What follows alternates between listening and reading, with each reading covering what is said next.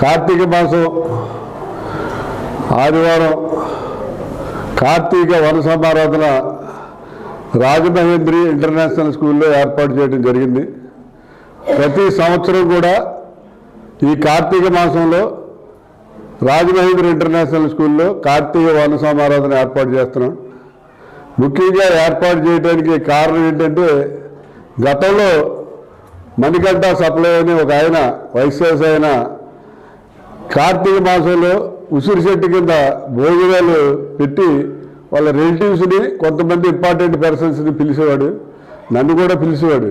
ఒకసారి ఆయన నన్ను పిలవటం మర్చిపోయాడు. నేను ఆ సంవత్సరం చాలా ఫీల్ అయ్యాను. ఎందుకంటే ఆయన ఖచ్చితంగా ఉసిరి చెట్టుకి పూజ చేయించి ఉసిరి చెట్టు దగ్గర భోజనం పెట్టేవాడు. నేను కూడా వాళ్ళ పిలిచిందంటే మనం అందరిని పిలిచి పెడదామనే ఒక విధమైన ఆలోచన వచ్చి ఈ స్కూల్ కాంపౌండ్లో మొత్తం ఒక 50 ఉసిరి చెట్లు పిలిచారండి.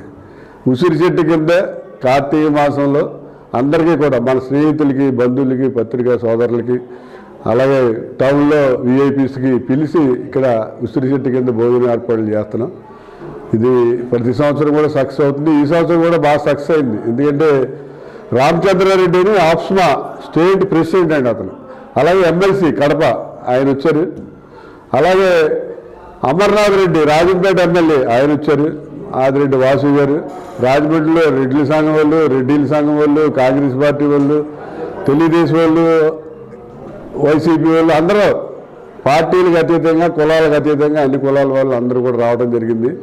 నాకు తెలిసి కులాలకు అతీతంగా జరిగే పార్టీ మాదే అని నేను అనుకుంటున్నాను. ఎందుకంటే ప్రతి వాళ్ళు ఇది కాపుల సంఘం గార్డెన్ పార్టీ, సెటిబెల్జీ గార్డెన్ పార్టీ, లేకపోతే ఏదో చెప్పాం ఇలాగా కులాలతో పెట్టుకుంటారు, లేకపోతే వడ్రంగి మేస్త్రులు, తాపీ మేస్త్రులు, ఇలా ఏదో వృత్తిపరంగా కొంతమంది పెట్టుకుంటారు.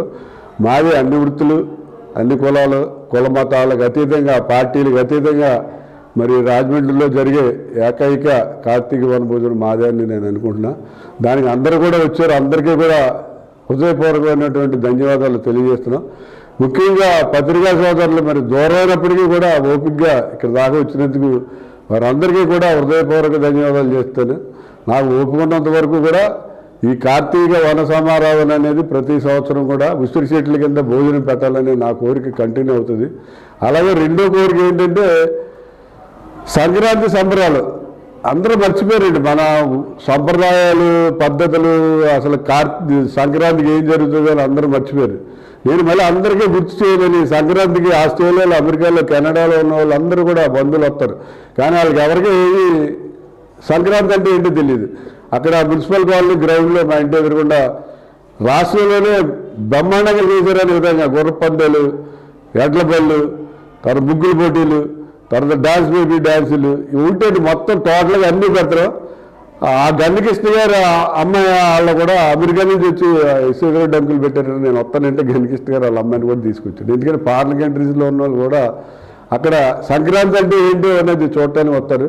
ఈ రెండు కార్యక్రమాలు కూడా భగవంతుడు నాకు అవకాశం ఇచ్చినంత వరకు, నా ఆయుష్ ఉన్నంత వరకు కూడా నేను చేయడానికి ప్రయత్నం చేస్తాను. అలాగే రాజమండ్రి ప్రజలందరికీ కూడా మరి కార్తీక మాస శుభాకాంక్షలు అందరూ కూడా మరి హ్యాపీగా జరుపుకోవాలని చెప్పి అందరినీ కూడా కోరుతూ వచ్చిన మీ అందరికీ కూడా మరొక్కసారి హృదయపూర్వక ధన్యవాదాలు తెలియజేస్తున్నాను. అందరికీ కూడా అన్ని పార్టీల వాళ్ళకి, అలాగే అన్ని సంఘాల వాళ్ళకి, అన్ని కులాల వాళ్ళకి అందరికీ కూడా ధన్యవాదాలు తెలియజేస్తానండి. యాక్చువల్గా పుట్టినరోజు జరుపుకోవాలనే ఇది నాకు ఉండదు, నాకు ఇంట్రెస్ట్ కూడా ఉండదు. ఎందుకంటే పుట్టినరోజు జరుపుకునే వయసులు కాదు, ఇది సేవ చేసే వయసు. ఆ సేవ చేసే వయసులో పుట్టినరోజులు. కానీ వాళ్ళందరూ కూడా అభిమానంతో నాకు పుట్టినరోజు శుభాకాంక్షలు తెలియజేశారు.